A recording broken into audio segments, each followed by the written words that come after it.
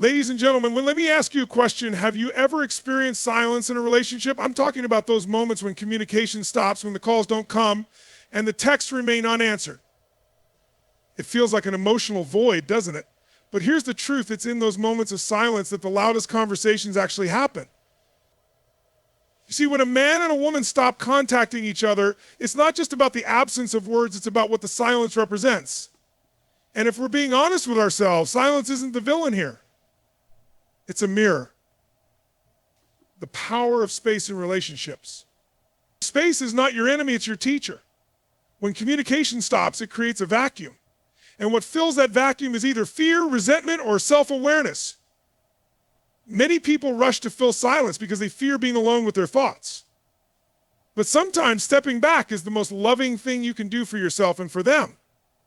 Emotional triggers and healing. When two people stop talking, all the unresolved emotional triggers come to the surface. That silence is an opportunity, a space where you get to ask yourself, why do I feel this way? Why does their absence hurt me so much? Because maybe, just maybe, the pain isn't coming from the other person. Maybe it's coming from within you. Self-worth and dependency. Listen, you cannot love someone from a place of emotional dependency. Love isn't, I need you to feel complete. It's, I am complete, and I want to share that with you. The silence reveals whether you were in that relationship out of genuine love or because you needed validation, comfort, or distraction from your own insecurities. The role of communication styles. Men and women often handle silence differently. Men might withdraw to process their emotions internally, while women might crave connection and dialogue to find resolution. Neither approach is wrong, but when these styles clash and communication stops, the gap widens. Awareness of this difference is key to breaking the cycle. Growth through reflection.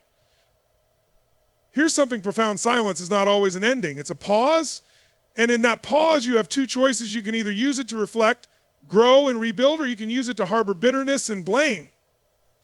What you choose will determine whether this silence becomes a bridge or a wall. Decisions vs. reactions. Most people let silence become permanent because they act out of emotional reactivity instead of conscious decision making. Are you letting pride stop you from reaching out? Are you letting fear stop you from expressing your truth? Silence doesn't have to mean finality, it can mean clarity, but only if you approach it with intention. In conclusion, own the silence. So here's the bottom line: silence is not the enemy. It's an invitation. An invitation to heal, to grow, and to redefine what love and connection mean to you. Don't fear the silence, lean into it. Own your emotions, own your growth, and when the time is right, if the connection is meant to be, you'll know exactly what to do. Because true love isn't afraid of silence. True love learns from it. Thank you. Now go out there, own your space, and create meaningful connections. You know, one of the most overlooked truths in relationships is this: space is not your enemy, space is your teacher. But let me tell you something, most people are absolutely terrified of it. Why? Because space feels like emptiness. It feels like abandonment. But in reality, it's an invitation. An invitation to pause, to reflect, to breathe, and most importantly, to understand. When a man and a woman stop contacting each other, there's often this instant assumption that something is broken, something is beyond repair. But sometimes that space, that silence, is the exact thing that's needed to bring clarity, healing, and even a deeper connection. You see, human beings have this deep primal need for connection.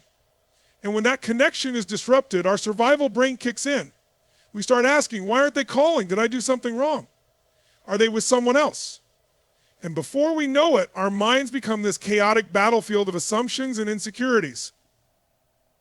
But here's the truth: space isn't about them, it's about you. Space gives you the opportunity to confront your inner world. Because let's face it, relationships have a way of blurring our vision. When you're constantly in contact with someone, your focus tends to stay outward. You become consumed with their thoughts, their feelings, their reactions, but when the calls stop and the text goes silent, the noise begins to settle. And in that stillness, you're left with the one person you often avoid facing: yourself. Now, I know that sounds uncomfortable. Most people hate being alone with their thoughts because silence exposes the cracks. It brings up insecurities, fears, and past traumas. But listen, those cracks aren't there to shame you. They're there to show you where the light needs to get in. Space becomes the perfect canvas for you to ask the big questions. Who am I without this person? What do I really want from this connection?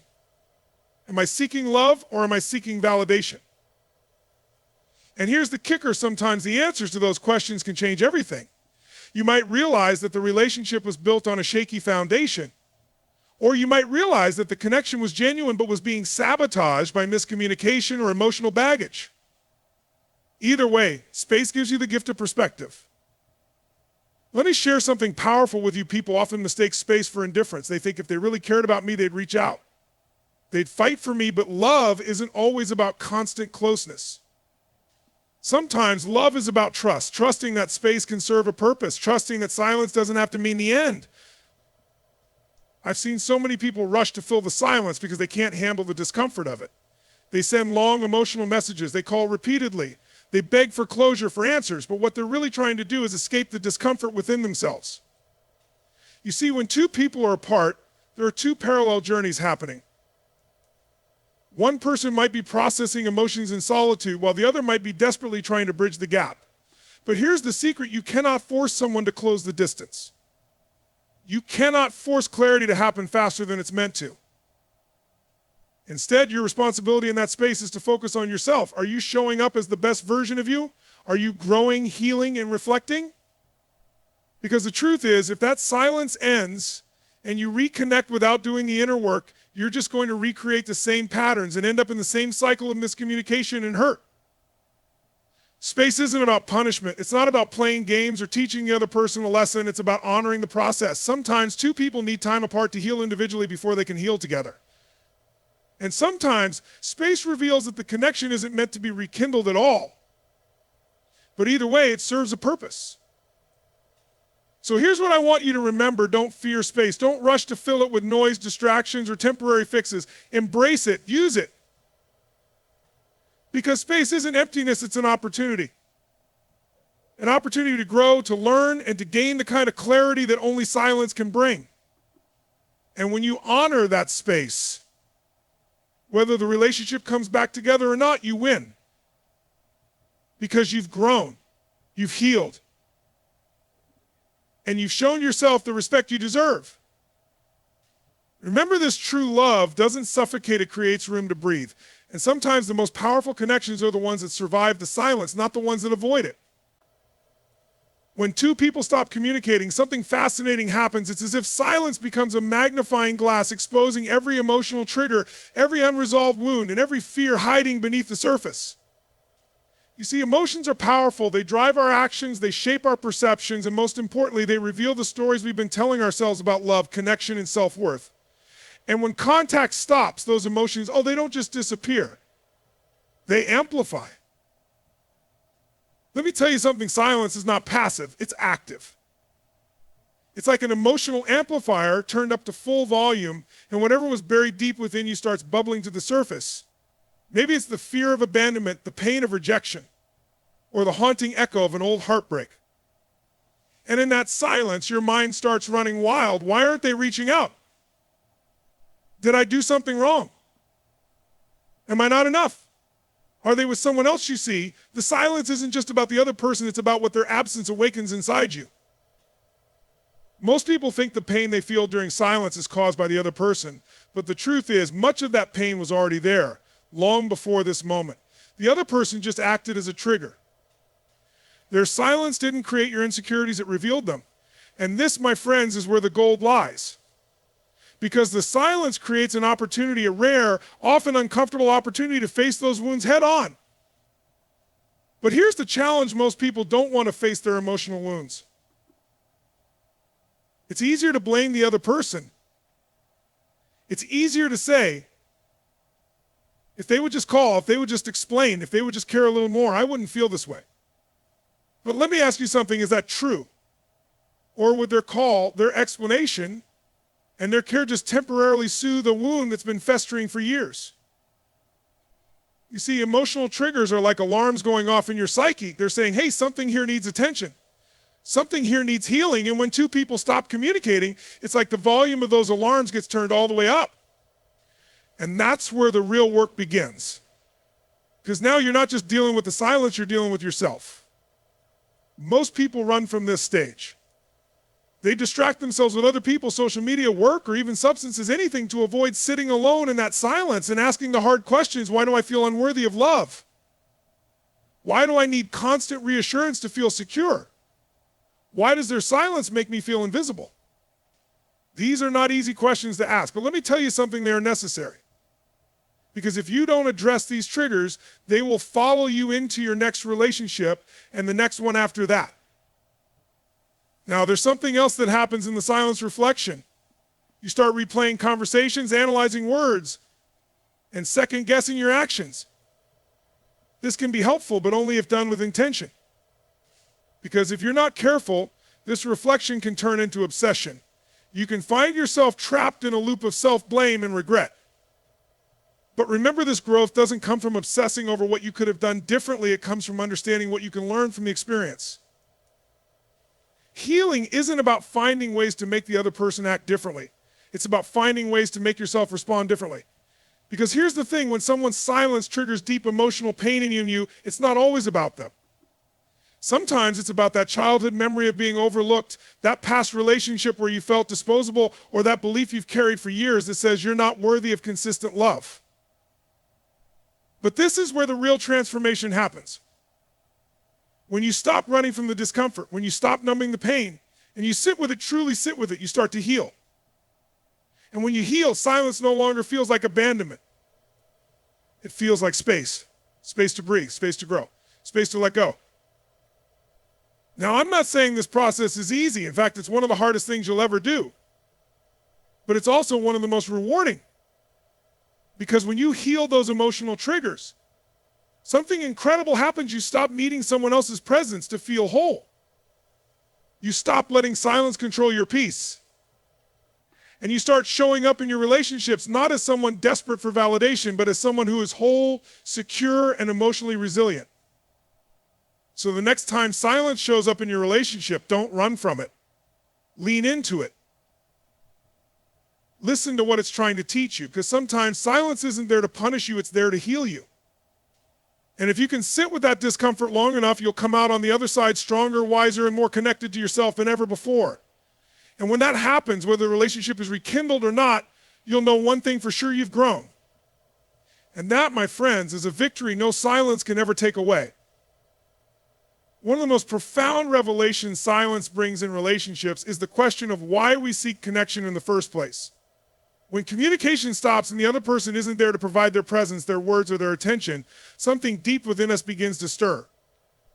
It's as if we're forced to confront a mirror that reflects whether our love was built on genuine connection or on emotional dependency. You see, self-worth and dependency are often tangled together so tightly that it's hard to tell where one ends and the other begins. Here's the truth: if your sense of self-worth is anchored to someone else's attention, validation, or affection, silence will feel like an attack. It will feel like proof that you are not enough, that you are unworthy of love, or that you failed in some unspoken way. But let me tell you something powerful: your worth is not determined by someone else's ability to show up for you. It's not determined by their texts, their calls, or their words. Your worth is inherent. It's something you bring with you into every interaction, every connection, and every moment of silence. But here's where things get complicated. Many of us enter relationships with unhealed wounds, hoping the other person will fill the gaps. Maybe it's the gap left by absent parents, by a past betrayal, or by years of feeling unseen and unheard. So when someone pulls away, when communication stops, it's not just the absence of their presence that hurts, it's the reopening of all those old wounds. It feels like confirmation of every fear we've carried. I'm not lovable. I'm not enough. I'm easily replaceable. But let's stop right here for a moment, because this silence, this emotional void, is actually a powerful opportunity. It's an opportunity to ask yourself some deeply uncomfortable but necessary questions. Am I in this relationship because I genuinely love this person, or because I'm afraid of being alone? Am I seeking a connection, or am I seeking someone to complete me? Because, my friends, there's a massive difference between needing someone and choosing someone. When you need someone to feel whole, you place the burden of your happiness on their shoulders. You make them responsible for soothing your fears, silencing your insecurities, and filling the gaps in your self-esteem. And let me tell you, that's not love, that's dependency. And dependency breeds resentment. Because no one, no matter how loving, caring, or attentive, can carry the weight of your self-worth. But when you choose someone from a place of wholeness, everything shifts. You no longer cling to their attention as proof of your value. You no longer crumble in their silence because your self-worth isn't up for negotiation. It's anchored in something deeper, something internal. Now, does this mean you shouldn't care if someone you love stops talking to you? Absolutely not. We're human. We crave connection. We desire reassurance. And yes, it hurts when that connection is disrupted. But the difference lies in how you process that hurt. Are you spiraling into a pit of self-blame and self-doubt? Or are you recognizing the hurt, sitting with it, and reminding yourself of your inherent value? You see, silence often reveals whether we've been using a relationship as a crutch to avoid our own healing. Let me tell you, that's a hard pill to swallow. It's hard to admit that maybe we've been looking to someone else to do the inner work that only we can do. But here's the beautiful part. Once you recognize this, you have the power to change it. You have the power to shift from needing someone to choosing someone. Dependency says, I can't live without you, but love says, I can live without you, but I'd rather not, because I value you and what we share. That's the difference. That's the shift. And silence, painful as it may be, can be the catalyst for that transformation. This space, this pause in communication, is a moment for you to reclaim your sense of self. It's a moment to ask yourself, who am I outside of this relationship? What do I bring to the table? What kind of love do I want to give and receive? Because when you do the work to answer these questions, something incredible happens. You stop being afraid of silence. You stop fearing the absence of someone else's validation because you've already validated yourself. And here's the final truth. The most powerful relationships are not built on dependency. They're built on two whole people coming together not to complete each other, but to complement each other. They're built on mutual respect, mutual growth, and mutual choice. So if you find yourself in the silence right now, if you're feeling that gnawing sense of unworthiness, pause. Take a breath and remind yourself of this: you are worthy. You are enough. And your value does not depend on someone else's presence or absence in your life. Do the work. Lean into the discomfort. And when the time comes, whether you reconnect with that person or not, you'll walk away stronger, wiser, and with a deeper sense of self-worth than you've ever known. Because true love doesn't come from dependency, it comes from freedom. And freedom starts with you. One of the greatest misunderstandings in relationships comes from how men and women process and express emotions, especially during moments of conflict or silence. You see, communication isn't just about words, it's about how those words are delivered, when they're delivered and why they're delivered. And when communication breaks down entirely, when two people stop talking, it's often not because they don't care about each other, it's because they're speaking completely different emotional languages. Let me paint a picture for you. A man faced with emotional tension often withdraws. He goes silent, not necessarily because he doesn't care, but because he's processing internally. For many men, silence isn't avoidance, it's strategy. It's an attempt to regain control over emotions that might feel overwhelming, but from the woman's perspective, that silence can feel like rejection. It can feel like abandonment. She might be thinking, why isn't he talking to me? Why is he shutting me out? But what she doesn't realize is that for him, silence might actually be his way of protecting the relationship, his way of ensuring he doesn't say something hurtful in the heat of the moment. On the other side, women often use conversation as a tool for connection, for healing, and for resolution. When a woman feels tension or conflict, she wants to talk it out. She wants to express her emotions, unpack them, and find a shared understanding. But when she tries to reach out and gets met with silence, it feels deeply personal. It feels like her emotions are being dismissed or invalidated. And so she pushes harder, she sends more texts. She tries to start more conversations, and the man, already overwhelmed, withdraws even further. Do you see the cycle? He withdraws because he needs space to process. She pushes for connection because she needs reassurance. And the more she pushes, the more he retreats. The more he retreats, the more abandoned she feels. It's not malice. It's not about a lack of love. It's about a difference in communication styles. But here's the thing, most people aren't aware of this difference. They don't realize that men and women often have opposing instinctive responses to emotional tension. So instead of seeing each other's behavior as a coping mechanism, they see it as a The man thinks, why can't she give me space? The woman thinks, why can't he just talk to me? And both people end up feeling misunderstood, undervalued, and hurt. You see, silence doesn't always mean I don't care. Sometimes silence means I don't know how to say what I'm feeling. Sometimes it means I'm afraid of making things worse. And sometimes it means I need time to understand myself before I can explain myself to you. But in a world where we expect instant responses, instant gratification, and instant emotional clarity, silence feels intolerable. The key here is understanding. Understanding that men and women often approach emotional processing differently. Understanding that silence doesn't always mean rejection. Understanding that communication isn't just about talking, it's about timing and intention. A man might need silence to find his emotional footing, while a woman might need conversation to feel secure. Neither approach is wrong, they're just different. But here's where the real challenge comes in. Who's going to break the cycle? Who's going to step up and say, I see you, I understand that we're approaching this differently, but I'm willing to meet you halfway. Because let me tell you something, relationships don't thrive when two people demand to be understood. They thrive when two people commit to understanding each other. If you're a man who tends to withdraw into silence, ask yourself this: am I communicating why I need space? Am I reassuring her that my silence isn't about a lack of love, but about a need for clarity? And if you're a woman who tends to reach out in moments of tension, ask yourself, am I giving him the space he needs without interpreting it as rejection? Am I trusting that his silence might be his way of finding the words he needs to express himself? You see, silence isn't the enemy, it's a tool. But like any tool, it can build bridges or create walls. It all depends on how it's used. If silence is used intentionally to reflect, to process, to reset, it can become a doorway to deeper understanding. But if silence is used as a weapon to punish, to control, or to manipulate, it becomes toxic. At the end of the day, communication is not about perfection.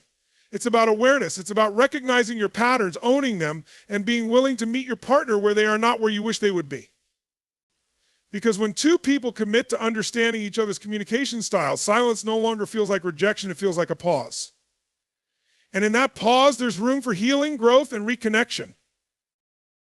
So here's the takeaway. Don't assume silence always means disinterest. Don't assume words are always the answer. Learn to recognize the difference between healthy space and emotional avoidance. And above all, approach every moment of silence with curiosity rather than fear. Because sometimes the deepest understanding happens not in the noise of words, but in the quiet spaces between them. When communication breaks down and silence takes its place, one of the most transformative lessons we can learn is how to sit with ourselves to confront the thoughts, emotions, and fears that arise when the noise of constant interaction fades away. Silence isn't just an absence of communication, it's an invitation to step inward, to reflect, and to gain clarity about who you are, what you want, and where you stand in the relationship dynamic. And let me tell you something, that kind of self-awareness is rare. It's also powerful. You see, when two people stop communicating, the natural instinct for most is to externalize their focus. They'll spend hours overanalyzing what the other person might be thinking, replaying past conversations in their heads, and crafting hypothetical scenarios about what could have been done differently. But here's the truth, none of that brings you closer to growth. It keeps you trapped in a cycle of external dependency, where your peace of mind is tethered to someone else's response. But silence, when embraced intentionally, offers something far more valuable: an opportunity to face yourself. And let me tell you, facing yourself isn't easy. It's not glamorous. It doesn't come with instant answers or guaranteed outcomes. But it is necessary. Because in those quiet moments when there's no distraction, no external validation, and no one else to blame or reassure you, you start to notice patterns. You start to see the fears you've been avoiding, the insecurities you've been hiding, and the emotional wounds you've been carrying. This is where emotional resilience is born. Emotional resilience isn't about pretending you don't feel pain. It's about learning to sit with that pain without letting it control you. It's about asking yourself the tough questions. Why does this silence bother me so much? Why does their absence make me feel unworthy? Am I seeking their validation because I don't know how to validate myself? These are hard questions, but they're the doorway to true self-awareness. Most people never get to this point because it's uncomfortable. Silence feels heavy, and the emotional noise it stirs up inside can be deafening. So instead, they rush to fill the void texting, calling, distracting themselves with work, or even jumping into another relationship. But every time you avoid sitting with yourself, you miss an opportunity to grow. You miss an opportunity to become someone who isn't shaken by someone else's silence, because your sense of self is rooted within you, not in how someone else shows up. Here's the powerful thing about leaning into silence: it forces you to clarify your own needs, boundaries, and expectations. Are you holding on to this connection because it aligns with your values and vision for your life, or because you're afraid of being alone? Are you genuinely seeking connection, or are you trying to fill a void within yourself? These are the questions that silence brings to the surface, and the answers can be life-changing. Another crucial realization that often comes from embracing silence is that your happiness, your peace, and your emotional stability are your responsibility, not theirs, not your partner's, not your friends, yours. You cannot outsource your emotional well-being to someone else and expect them to carry it for you. And when you sit in the stillness and start to reclaim that responsibility, you become incredibly powerful. Because now you're not reacting to someone else's behavior, you're responding from a place of clarity, calm, and self-respect. Let me make something clear: silence doesn't mean you stop caring about the other person. It doesn't mean you shut down emotionally or build walls around your heart. It means you're giving yourself space. Space to breathe, space to reflect, and space to choose your next step intentionally rather than reacting out of fear, insecurity, or desperation. When you learn to embrace silence, you realize that it's not the enemy, it's a teacher. Silence teaches patience. It teaches self-control. It teaches the value of thoughtful reflection over impulsive reaction. And most importantly, it teaches you that your emotional state is something you can regulate, something you can own, regardless of how someone else behaves. This kind of emotional maturity isn't just beneficial for you, it transforms your relationships. Because now when you do return to communication, you're not coming back from a place of fear or desperation.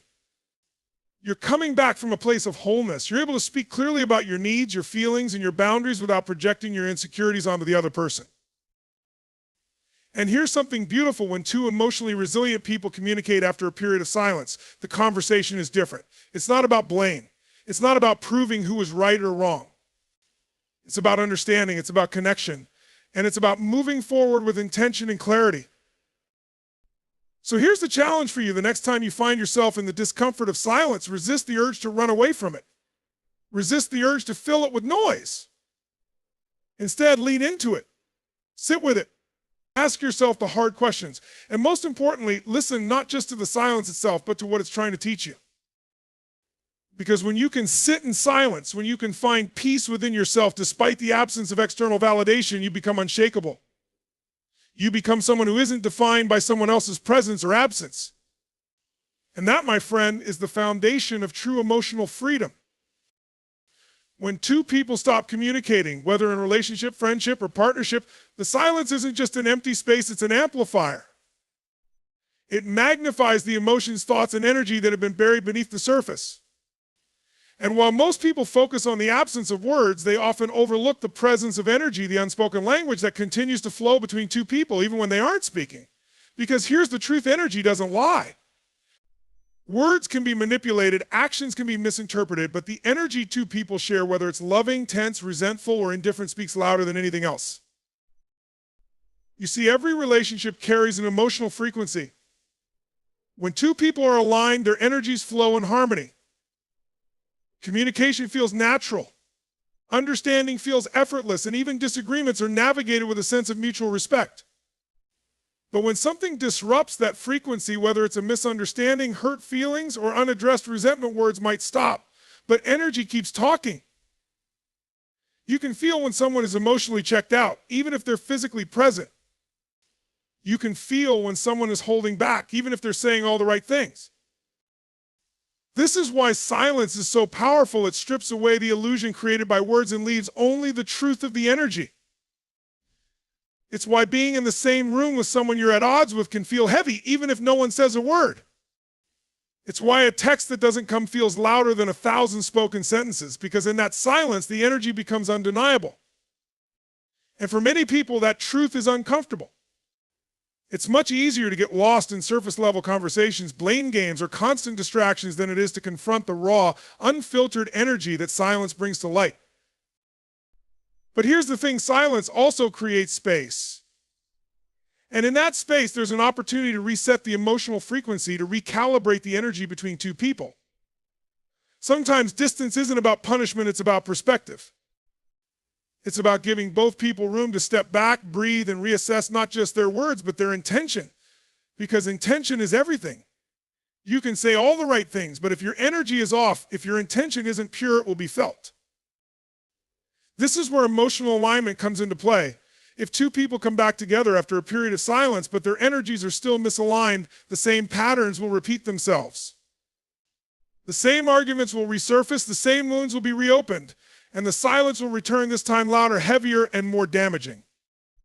But if both individuals use that silence to reset their own energy, to clarify their intentions, and to let go of emotional baggage, then reconnection becomes not just possible, but transformative. It's also important to recognize that energy isn't always mutual. Sometimes one person might be ready to heal, to communicate, to reconnect, while the other remains stuck in a cycle of resentment, fear, or avoidance. And here's the hard truth: you cannot control someone else's energy. You cannot force someone to meet you where you are emotionally. What you can control is your own energy, your own alignment, and your own emotional clarity.